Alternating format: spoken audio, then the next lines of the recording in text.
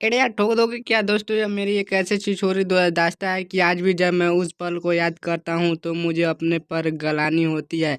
लेकिन फिर यह सोचकर कि अगर वो सब एक जवान लड़का जवानी में नहीं करेगा तो क्या बुढ़ापे में करेगा, यही सोचकर मैंने अपनी इस एक छोटी सी छिछोरी दास्ता को लिखने का सोचा। और मुझे यकीन है कि ऐसा छिछोरापन आपको भी कभी न कभी किसी न किसी के साथ किया होगा।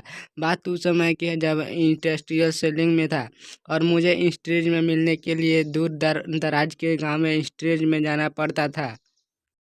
एक बार ऐसे ही मुझे कहीं किसी जगह इंटरेस्ट में जाना था तो मैंने बस पकड़ी और उस गांव की ओर चल पड़ा।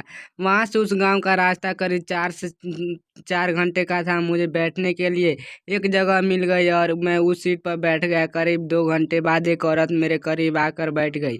बात करने पर पता लगा कि उस वो गाँव के मैं स्कूल में पढ़ाती थी।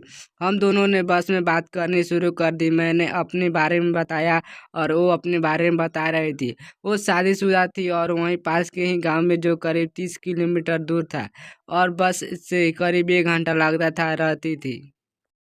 बात करते करते मुझे ऐसा लगा कि उसकी जांघ मेरी जांघ से सटी हुई थी और मुझे कुछ गर्मी सी महसूस होने लगी।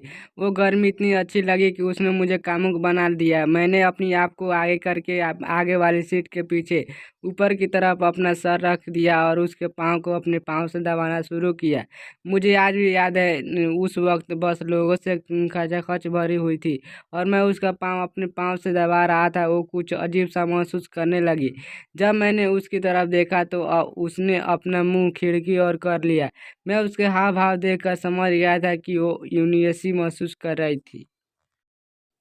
मैंने अपने आप को पीछे की ओर किया और सीधे होकर बैठ गया। मैं अब अपनी गर्मी महसूस कर रहा था। मैंने अपने दोनों हाथ बांधे और एक तरफ की बाह को थोड़ा सा ऊपर उठाकर उसकी बाह पर रख दिया ताकि किसी की नज़र मुझ पर ना पड़े। मेरे ऐसे करने पर जब उसने कोई ऐतराज नहीं किया तो मैंने उसके बक्स को अपनी बगल के नीचे दूसरे हाथ से छूना शुरू कर दिया। मुश्किल से कुछ ही मिनट्स हुए होंगे कि उसका अपनी सीट पर थोड़ा सा आगे होकर होना, उसकी टांगों का फैलाना और अपने सर पर हाथ रखकर खिड़की ओर देखना बता रहा था कि उससे भी यह सब अच्छा लग रहा था।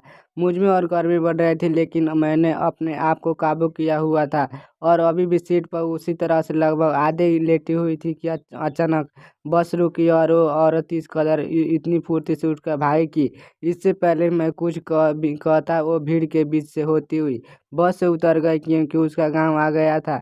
मुझे उस वक्त अजीब सा लगा, लेकिन ठीक है, जवानी की हरकत वक्त पर ही अच्छी लगती है। आज कभी कभी जब उस वाकया को सोचता हूँ तो हंसी भी आती है। अपनी इस छोरी हरकत पर दोस्तों आज की वीडियो आपको कैसी लगी? है स्टोरी वीडियो आपको हंसाने और इंटरटेनमेंट के लिए बनाया गया है। आप इसे लाइफ में यूज ना करें, आपको बस मनोरंजन कराना ही उद्देश्य है इस वीडियो का माध्यम से। तो दोस्तों आज की स्टोरी वीडियो आपको कैसी लगी?